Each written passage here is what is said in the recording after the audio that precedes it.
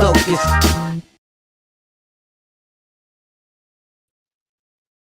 Yay! Welcome to the Knowledge Drop. We are back. Episode, I think, 22 with another incredible guest today. This one goes back to my earlier years of the dance when I started traveling more. And I was on this one trip in Spain where I meet up with another teacher on that trip who was hungry to share some of his knowledge on foundation. And actually, like what I learned back then around 2006, 2007 maybe was the year that I'm still sharing some of that knowledge, some of those steps from those times in my workshops even today, 2 decades later. So that's pretty crazy. Later on, I found out this 90s b-boy Junior Rock also just won the IBE footwork battle back in 2004. I was like, okay, he must know what foundation is really about. And after that, didn't hear from him for a couple of years, but suddenly he's popped up on the American Ninja Warrior final. I'm like, what's going on? Is there anything this guy can't do? Last couple of months, we've been working together on training, getting me back in shape, and get me ready for some battles to come. So, with an honor, it's dope to have Alvaro Campos, B-Boy Junior Rock here, and we're gonna start with a small intro video before we get him live on the show. This one's gonna be an inspiring one, so drop any comments if you feel like that. We're live on YouTube and live on Facebook, so we can address them on the live. Let's go.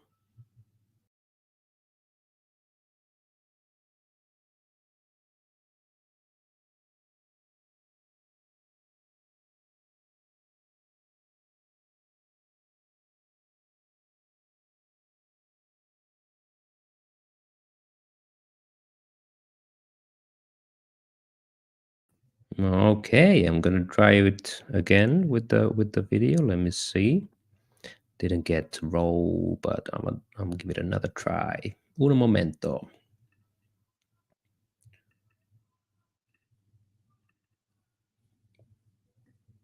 Campos, and my b-boy name is Junior Rock.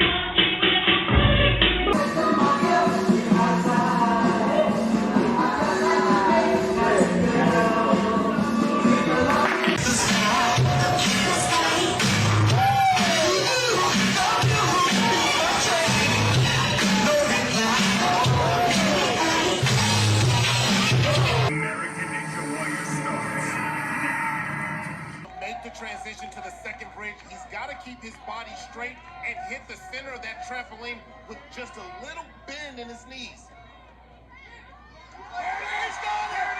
Alvaro Campos, the first man to make the transition. The crowd going wild on the Austrians, going for the dismount. He's got it! This kid has all that he has. Right up back! And there it is! I see you, Campos. Wow. Okay. And here we go. Alvaro, welcome on the show, man. Thanks for having me. Your ways. How you doing today? I'm great, thanks. Thanks for having me on. It's a pleasure and an honor to have you over here. What kind of memories comes up to your mind checking out those rounds? A lot of ill footwork over there and a lot of heated battles, some burns. What kind of memories come to your mind from those memories? Hunger for knowledge, hunger to share it, hunger to travel and experience other people also on the same path.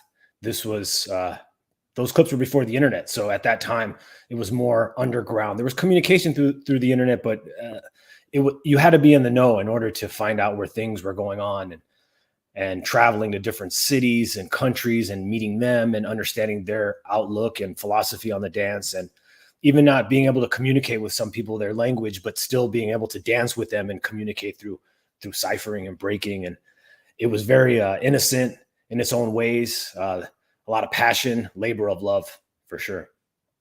Yeah, you can see the hunger, you can see the passion in those rounds. And can you take me back to IB 2004? How was the footwork battle in those years? I started coming a couple years after that. I think '06 was the first time I rocked that one. So how was '04? I missed out. So for perspective, at that time, people were starting to put more emphasis. There was a division in some ways as far as the dance. You had more of a contest style, and then you had people that were attached more to the foundational traditional dance, which was not as explosive or maybe understood by the layman, but there was a division. So for me, it was a great opportunity because I put a lot of emphasis on the foundation and the b-boy language and the vocabulary. So it took out the stuff that I necessarily wasn't strong at the time and put the emphasis on my strong points, which was focusing on footwork and foundation. And so to have a contest or a competition like that at the time there wasn't a lot of footwork competitions. There was one at Mighty Four that Paul did. Then there was Raiders of the Lost Art, and that's it. Then you had like IBE. And that's not to speak for any smaller events, but that I was aware of, there wasn't a lot of competitions that were strictly focused on footwork. Summit had an after party footwork battle. So going in there was exciting because I had one thing in mind. At that time, I was hungry. I didn't want to take no for an answer. So I trained really hard before it. We're talking days in advance, already dialed in on what I wanted to do, how I wanted to approach it. And I went by myself. I had connections there, but I flew there by myself. My friends in Spain, the Lunatics crew, they linked me up with $7, which was Amjad and B-Boy Cash, Adder, Serval, and they met me in a hostel before the event that day. And they've never met me before. We all have bunk beds in a room in Rotterdam. And it was fascinating because we met and we're cool. And I wasn't trying to be boisterous or cocky, but I'm like, I'm going for that footwork battle. I'm going to win. Like, I don't know why I said that. I wasn't trying to be cocky. Amjad laughed. He didn't know anything. He didn't know who I was. We didn't know each other. I was just hungry. It wasn't coming from a stuck up thing or anything of that nature. I was just hungry. And we were there in the hostel hanging out before. And then we go to the event and then the whole demeanor changed. It was in the basement. There was a lot of warmth in that room. There was a lot of people. I believe there was some good competition. There was, I forgot the guy's name. I think it was Romeo from France. And then there was another guy, I believe, from Roughneck Attacks. Remember the guy in Battle of the Year 97 or 96 that did the lawnmower thing with the footwork? I forgot his name, but he did like a thing where he revved up his legs. And he was in the battle. That's Scotty from Southside Rockers. Okay, so my apologies. Southside Rockers, wrong crew, South Africa. He was there, I believe, and they did three-way battles. So they did a couple of one-on-ones, but then they did 3- and 4-way battles. So we went through a bunch of different tiers. The energy was dense in the room. It was the basement, but it was a big basement. But the ceilings were lower than the upstairs, so it felt more intimate, but it was packed. And the energy, I feel like at that time, I blacked out. I felt everything that I practiced came into fruition when the music came on. And I was fortunate to have good music on at the time, because during those years, there was really a lot of emphasis on new breaks all the time that we would hear, old rare breaks. And it was exciting because we would hear that music and it's what gave us life in that cipher and dancing. But we're going through tiers, and they would do 3-way rounds multiple times all the way until the end. And I just felt like I blacked out. I don't really remember what I did. I don't have footage of it. I hope there's something out. Someone has it. I've asked Tyrone in the past, but I don't think they've had access to it. Maybe they do now, but it was a very memorable experience for me because I set out to have a goal in mind and I executed it. And I was very proud of that moment. Amazing, man. It was the start of an era in a way that it was speaking about the division. And I think around a couple years earlier in those years, the big stage battles really changed the way breaking was perceived in Europe. So everybody wanted to fly, everybody wanted to do big tricks. But there was a small underground movement that was like, nah, we want to keep it traditional. We want to keep it back to the foundation and go back to where breaking started from. So I guess you've hit up IB at the right time, because that was a beginning of a movement that grew up big. Now everybody got foundation, everybody got footwork, everybody got power. It's all united. But back Yeah. then it was like you do either do this or you do that. No in between, no both. So I'm sure you made a big impact on that movement those years as well. Big up. How did you get involved with breaking? Who was the ones who inspired you to go on that trip? From the very beginning, at the very, very beginning, I lived in the same town as Polsky in Union City. So I saw Rock Force, the early generation. We're talking about the early 90s, 91, 90, 91, 92-ish. I was in middle school during those years. So that was my introduction. That with Beat Street, Planet Rock. It was a whole new world at that time for me, because at that time I was only 11 years old, 11 or 12. And it hit the Bay Area hard during those years. Their interpretation of it, right? A lot more power moves and crabbing and windmills and stuff. And then my parents moved me to Miami. They retired. So in the mid 90s, I moved to Miami. I was living on Miami Beach, and I ran into Speedy Legs. I ran into the whole crew there that they would break there every Sundays. And I was like, oh, this is different. This is not breakdancing. This is b-boying. There's a whole different attitude when I went from the West Coast to the East Coast. I had to adapt quickly. And so that's what inspired me, Miami. Without Miami, I wouldn't have got to where I got to. Other places contributed later on down the line, but the early path was Miami. That's what set the tone. We're talking mid-90s. B-Boy Pro-Am is starting, which was extremely influential at the time. It brought people from all over the world together. A lot of styles were developed. There was important people and milestones each years. If you go from like 95 to 97 to 99 to the turn of the millennium, a lot of foundation was set. So Miami is what set it off. And then coming back to the Bay Area, where I'm originally from, San Francisco in 2000, that was at the beginning of the millennium. And that's when styles were still regional. You could tell where people were from. So I'm coming back with this Miami, which is influenced by the East Coast in New York with their own flavor, back to the West Coast. I stood out here. I didn't, and not in a positive way. It looked remedial compared to what they were doing. They're like, who's this guy? Like, this is nothing. I was just footwork or whatever. So it wasn't the same as doing an air baby, pushing up, doing a thread, landing on your head. It was completely different vocabulary, name of the game here. But we stuck with what I fell in love with, and that was seeing Rocksteady, New York City breakers, and the Pro-Ams. I got to see incredible breakers. So I got exposed to that early on. Dynasty rockers used to come out all the time. And so I got exposed to that before it really hit the internet and hit the rest of the world at the time. So we stuck with our formulas and kept developing and kept pushing that, as well as looking at Europeans too. Storm was a huge influence. Battle Squad, Maurizio, Swift Rock, very influential to us. There's others to name too, but those guys really stood out a lot to us. And we grasped towards VHS tapes as much as we could, trade with people underground. And that's what molded me, was going from being from the West Coast, doing the break dance kind of thing, not knowing what we're doing as kids, sock rocking, and then going to Miami and then realizing you can't just jump in the cypher. It doesn't matter what skill set you are at that time. You're going to get called out. You're going to get humiliated. You're going to get burned. So you have to grow thick skin immediately. And then coming back to the Bay Area in the 2000s, that's when the competition phase started. That's when the Alpha Fames, the Mighty Fours, the bigger events, the bigger contest battle started to really pick up, because it started in the late 90s. So traveling then and coming back out to Europe was like revisiting the old cassettes and stuff, or the VHS tapes I would see. So seeing people do the European styles and me understanding where that came from and watching Actual Force and Battle Squad. It was exciting, and being able to share that with other people as well, our formulas and our interpretations, because I didn't look like I was from San Francisco as far as, I mean, I guess, or West Coast. If you were to say that guy's from the West Coast, you would never really guess that. But Miami was a huge influence. Without Miami, there would be no me in the breaking, and even just hip hop in general. It put me on big time there. Wow, you've also lived through a pretty amazing time and experienced things that the modern generation can only dream about in that way. Of course, times are great these days too, and there's a lot of resources out there, but we saw some of the rawness, and we experienced a lot of ill moments that can only be described in words. There's no footage. Yes, sir. How does that translate to hopping on American Ninja Warrior and heading over all the way to the finals? What's that journey about? That journey was about kind of reinventing myself after having knee surgeries from breaking and a lot of injuries, having to peel back. I got into my studies, started applying these new lifestyle principles to heal myself. And I would always watch that show late at night. You would see the Japanese version, Sasuke.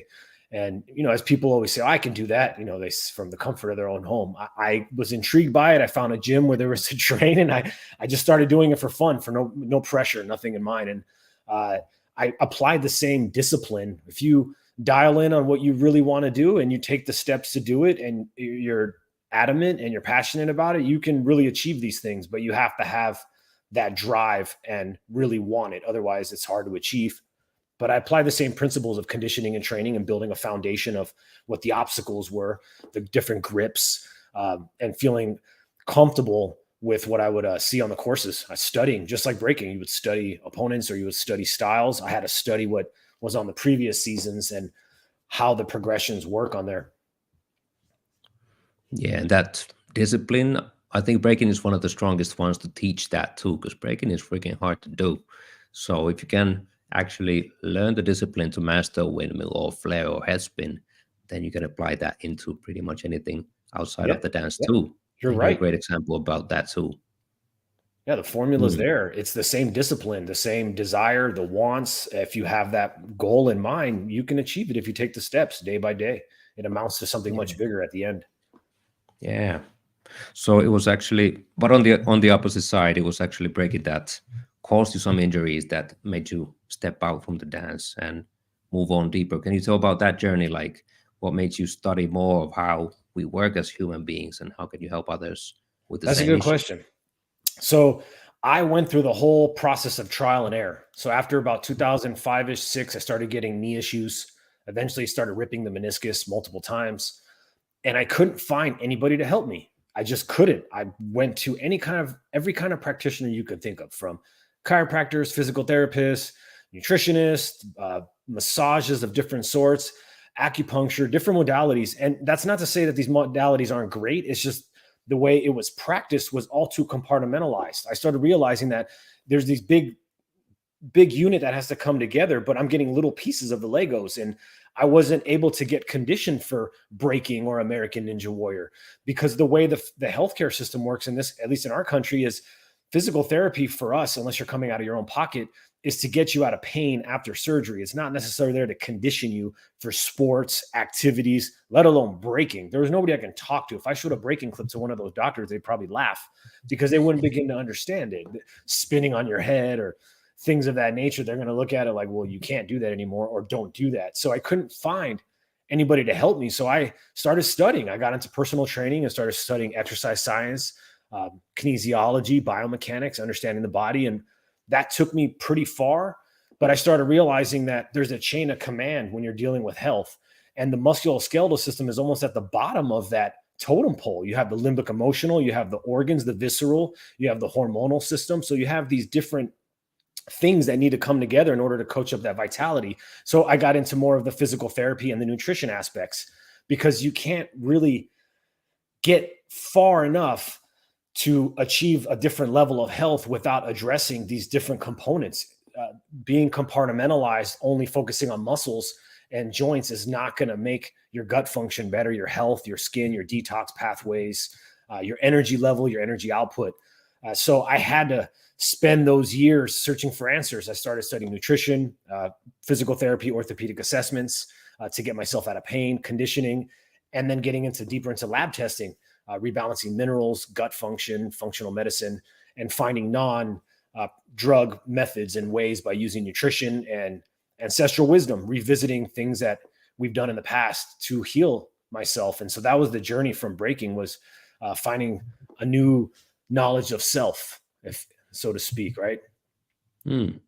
That's a lifelong journey right there. And it seems like the further you go, the more you have to learn. Yeah, Just open up new doors, and it's like, oh shit, there's so much to learn, man.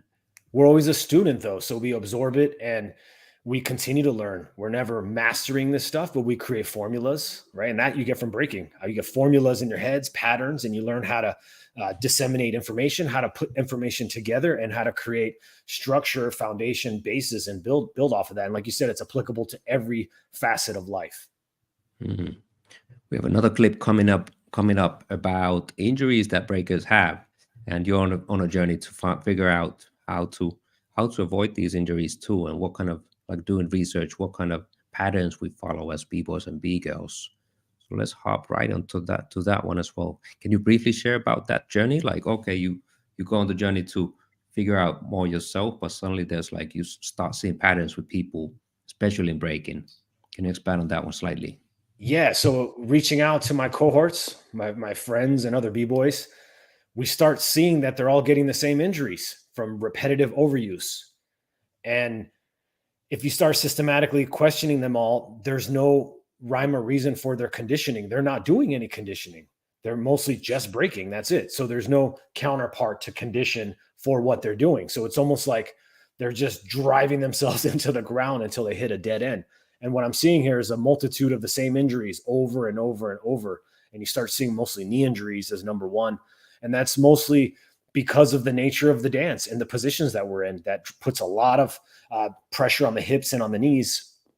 And you start seeing these repetitive patterns. And if I knew what I knew now back then, I could have kept myself from getting those knee surgeries. And I could have shared that with others as well. It's never too late. It's still there. And we're able to work with it now. But in the past, we didn't have that information because we didn't have trainers. We didn't have, even personal training wasn't really big 20 years ago. There wasn't a lot of education. It's still was like the first generation of personal training certifications in America, like late 90s, early 2000s. Bodybuilding wasn't applicable for breaking. You can't bodybuild and think you're going to become better at breaking alone. So the functional training aspect has been developed in the last 20 years. So having that information now is valuable, but back then we didn't have it. So you start to see these repetitive patterns in these individuals. Yeah, let's check the clip out. Maybe we can see some patterns already on this one. Let's check it out. My knee popped out of place. Some knots in my back, bruised toes. Broken toe. I got septic bursitis. Oh, the shoulders are done, B. Broken rib. Medial horizontal tear of the meniscus. My ACL on my right knee. Torn meniscus in my right knee. Right meniscus. It's torn. You need a surgery. Basically, you can't walk. 2 herniated discs in my neck. Groin pull, rolled ankles. Shoulders are out of here. I mean, that's probably that's my right. My left arm is pretty bad. So they put staples on me straight across my kneecap. And I have another follow-up with the doctor as well before the surgery. Doctors were like, all right, we can definitely see you've been breaking for 30 years. I hurt one shoulder, but the thing was I always kept dancing like that. And didn't understand that there's a time for training hard and there's a time to rest. Taking on way more than a human body should take. I just give up, you know what I'm saying? Because I feel like nothing's working. And depression sets in. Yeah, by the way, this right here. Here we go. Shouldn't be laughing. It's not funny. People are in pain. Yeah. But at the same time, you can start to see, like, all right, something that comes up repetitively is rest. Like, people, one generation didn't rest. They just wanted to go hard. Just like you did for IB footwork battle. Me too. It's like 7 days a week, all hard work. So if you are to coach somebody from today's generation, you said there's way more information, which is great. What are some of the key inputs that you would share for a beginner aiming to go for pro level to win an IB footwork battle or BC1? That's a good question. I would start off by understanding that less is more. Less is more. The nervous system doesn't work with too many repetitions over and over and over. You actually start to break down. It becomes pattern overload. So knowing when to pull back, not going through exhaust, because I feel like for all of us included in the video, we just kept going and going and going until we completely broke down. If you were to peel back, say a day or two, or maybe you went really hard, take 3 days off, come back and you're going to be more explosive, more rested, and you're going to have better output as opposed to just running on E and slowly declining over time. And that's what happens. We run out of gas. The joints get worn out. The ligaments don't have time to heal. We create our own inflammation aside from dietary inflammation from braking and repetitive impact on the floor, palms into the ground, shoulder impact, shocks, absorption. And you have to peel back from that because it is a contact dance, but now in some regards, athletic and sport. And if you're overtraining, that's going to be the beginning of your demise because you actually start breaking down. Your neural output as well as your physical output both start to break down. So that would be number one, is to not overtrain. Less is more, or to know when to train other things, like maybe focusing on working on your weaknesses or going into the gym and working on patterns that are outside of braking that'll still have carryover to the braking. So it's not necessarily you don't have to work out, but also don't overdo it with the braking. So that way you can preserve yourself and keep strong so you can go longer. That's the end goal, is longevity. That's big, man. When you start collecting data like this, start to see patterns and start to understand how to overcome these, then that's keys to longevity and keys to long careers that our generation we didn't have, and we could see it in our knees, in our joints, in our bodies in general. Let's take this back to the Breakers Summit. One of the ways that you've been applying this knowledge is simply coaching some of the people on the heavy hitter list of breaking well today. So can you share slightly about the Breakers Summit? I think we spoke a little bit about that on the previous episode with Menno too, but I want to hear your version. How did it come about, and what was it like? So shout out Liam Rock and Polsky for organizing that.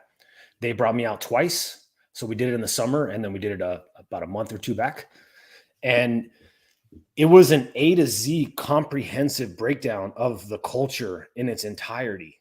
They put emphasis on the history from different eras, timelines, breaking down things from the music, not just the dance, the music, the fashion, the history, and how we got to where we are today. So it was a very thorough, comprehensive approach to understanding the historic part of breaking, because a lot of that does get lost or gets watered down, or the information is not easily accessible. And then after that, we focused on implementing those strategies. So the B-boys and B-girls there got to actually cut records up. They all got to do some different dance steps with different people there. There was different skill coaches there, like Rock's Right, Johnny, K-Mel, Flea Rock. They were teaching them different steps and sharing their experiences and their knowledge on how they view things from our era and our timeline. It was very comprehensive, and it was a couple days long. I got to come in and work on the exercise part, the fitness part, how to approach the training, a little bit on the nutrition aspect, the conditioning, and show them different exercises that have carryover into the breaking. So I wasn't necessarily doing the skill. I was doing more of the movement and performance for the breaking, but coming from it from a B-boy standpoint and understanding exercise science. So that kind of gives me a little bit of a leg up, because I literally have hurt my legs over doing this. Yeah. So let's check it out. We got a small trailer of the last Breakers Summit over there. Let's give it a look. Learn from Junior Rock and learn about his spin drum and how breakers may incorrectly be training for their battles and competitions. So this is what I see: a bunch of useless stuff that's not going to help you dance. A mask, that's not going to help you battle. That's going to hinder your breath, right? Whoa! Oh wow, I thought I was in a straight line. Honestly, brother, when you did that, we were just in there with that presentation, you opened up my mind to being something. I'm like, he's a b-boy that knows the body, that can see it automatically. That's amazing.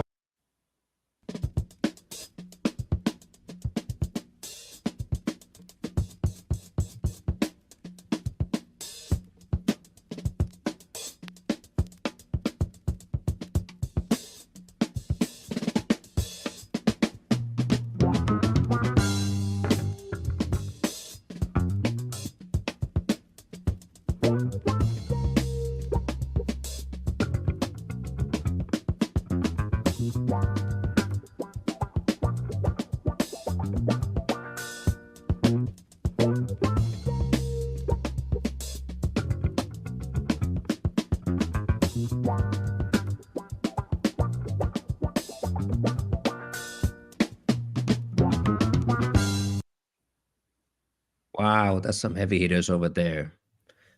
Current generation and the new generation. I wouldn't say old, but maybe through school generation as well. Big up. So amazing work getting everybody together and working on the performance of all the heavy hitters right now as well. And there's a lot that you can learn from anybody from this generation or this lineup. So that's crazy. Swiss balls. Pardon Swiss me? Yeah. balls. Yeah. Yes. Challenging their stability, figuring out different formulas and approaches that have carryover. So that way they're maximizing their time in the gym and it carries over to breaking. They're not wasting any time and they're getting as much output from their training. Yeah. And you've been putting me on some Swiss balls as well. Yep. And we got some results over here too. Like you've been looking after some of my diet and some of my exercise and workout and all of that stuff, preparing for battles. So let me pull up some of the photos we took 3 months ago and last month. Let me see where I can find them. Boom, case study focus. So the past 3 months we've been working on this one, and ouch, it's painful to look back 3 months back. It's like, okay, we cut down a lot of junk that I was eating and simply maybe work out smart. And even though it's all distant, we got some great results, man. I lost 8 kilos of junk from my body within 3 months. That's incredible. A lot. I don't know how much that is in pounds, but that's a lot. And I believe it's 2.2 pounds per kilo. Yeah. So if you break, so that's over a baby. Yep. That's like 18 pounds. So let me ask you this question. Where was your mindset on the left and where's your mindset now on the right? Because I know you just said the photo brings a certain feeling or emotion, and I can relate because I have photos of myself just like this. But where was that person? Where was his mind 3 months ago before he started, and where is he at now in that other photo on the right? The person 3 months ago had just gotten a kid, getting used to the new life and the new schedules, the new balls in the house, but still had his eyes on some battles in the future. So it was important for me that I set a date, like, all right, November, I'm going to battle in freestyle session. And no matter the outcome, at least there can be a transformation in my daily life. So that was the person 3 months ago. And the person today sees more clear, sees more colors in the world, breaks a lot lighter, and can fly again in the practice, and actually starts to go rounds in the practice instead of just dragging his ass out there and trying to move. So it's a big change, man. It's a big change within 3 months. So I'm super thankful for you, for your help. How did you approach this? Like, all right, you see a case study over here. We're going to start like this. What do you see in your eyes? Like, what do we need to change? So I kind of see myself through you because we're similar age, similar experiences. And I'm thinking like, okay, he's still going.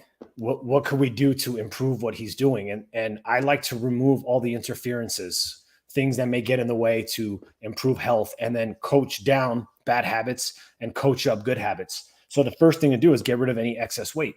And it's important to note here that if you look at gymnasts, they're in incredible shape. They all have a baseline of movements that they have to do, whether it's a plank or different types of foundational movements. So you can't just get part of the team and not be able to complete certain formulas and exercise regimens and programs. With breaking, we don't have that because it didn't start off as a sport. It's a dance, it's a culture, but now it's become more sport-like. And seeing that gymnasts are in tip-top shape and b-boys come in all shapes and forms and sizes, it's a beautiful thing. But at the same time, it's high-level movement. It's right there neck and neck with gymnastics in the Olympics. If you're talking about explosive full body movements, which is still a contact sport, right? A lot of shock absorption on the body. So the first thing I think is like these individuals have excess cargo, too much weight. You would, like you said, you were going to be much lighter, or you feel much lighter now. And that was the goal, is to get rid of any excess weight that you don't need in order to complete the task, which is breaking. So that's number one. That's going to remove a lot of stress on the joints, reduce a lot of injuries. So in order to achieve that, you have to just diet. A lot of people think, number one, it's exercise, but that's more of the catalyst. That allows you to build muscle and has its other health benefits, but it's not necessarily going to be the determining factor for shredding body fat off, especially as fast as you did. You did it in 3 months.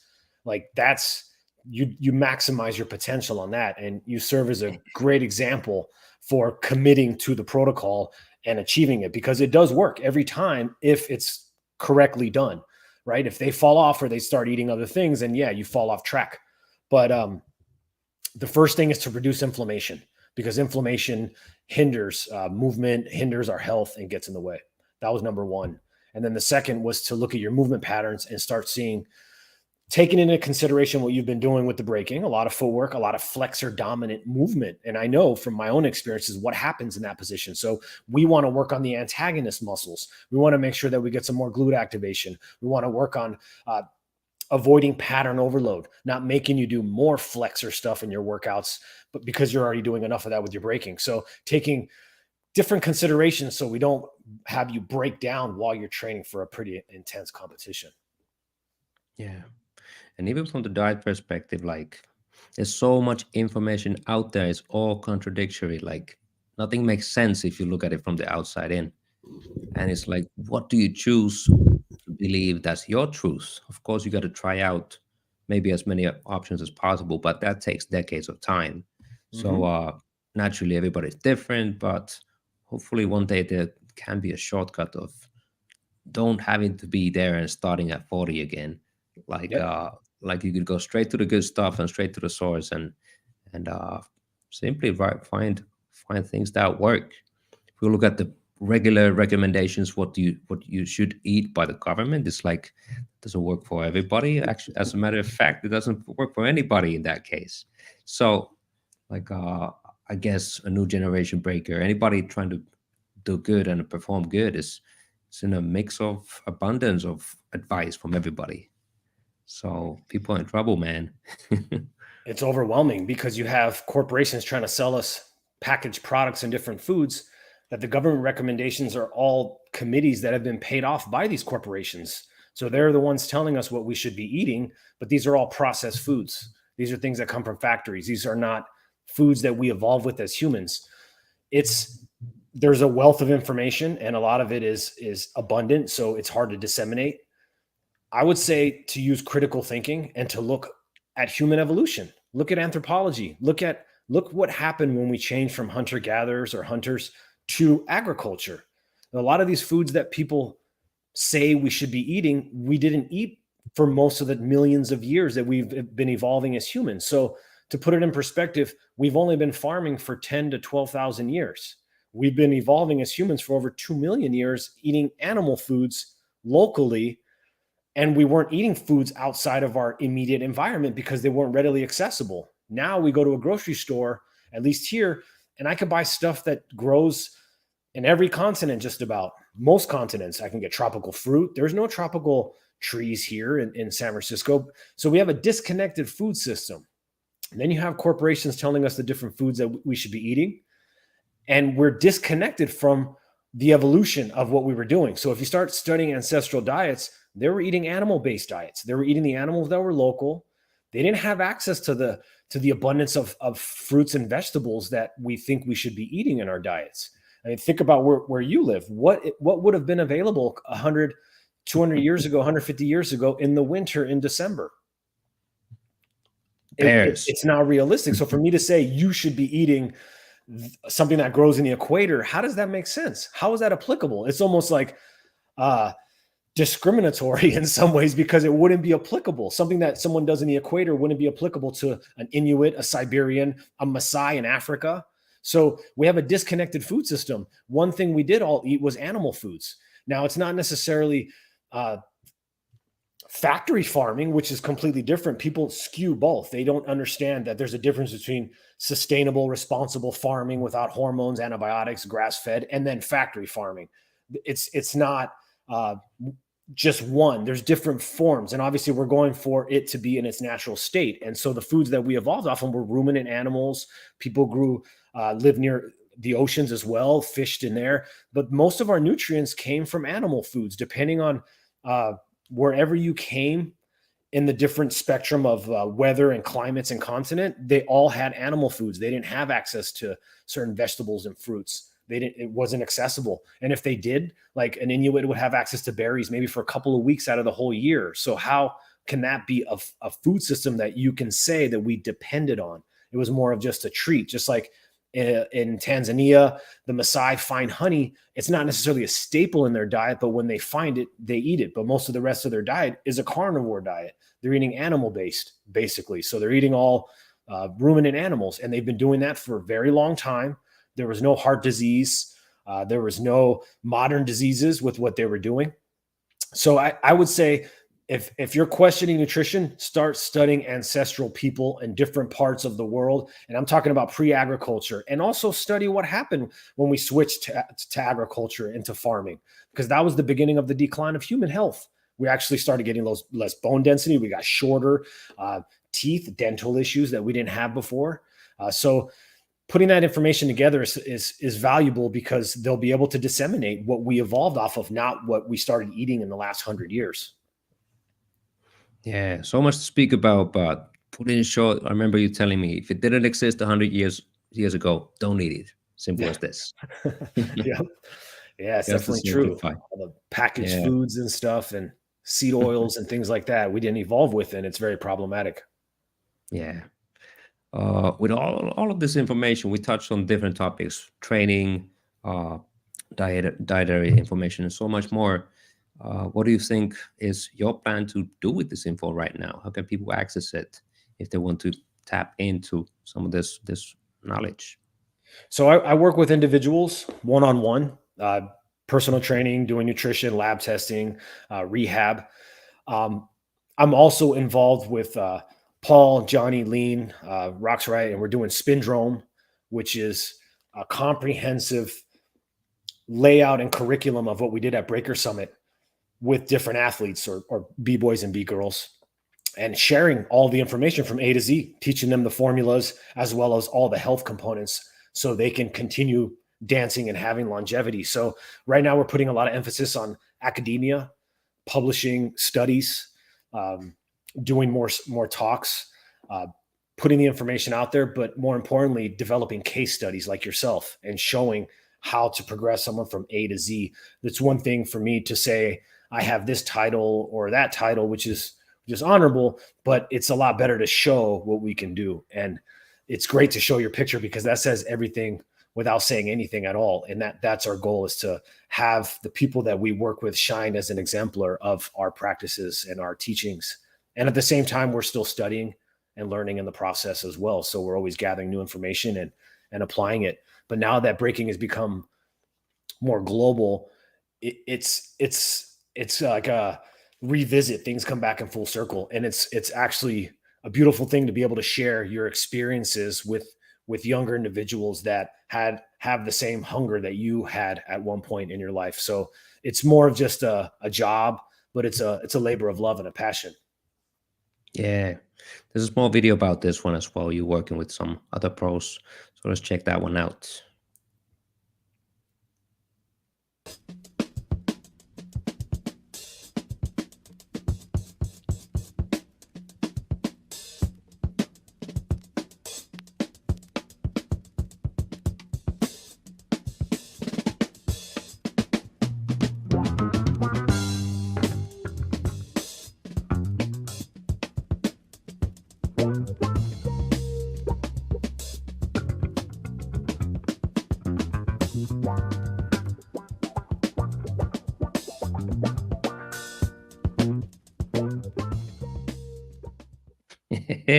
Some familiar stuff over there. The Swiss balls show up again. Here we go. Some foundational movements there to train. Those are the conditioning, some of the conditioning from baseline to advanced curriculum and movements that we've created, from training from the corrective standpoint all the way to high performance.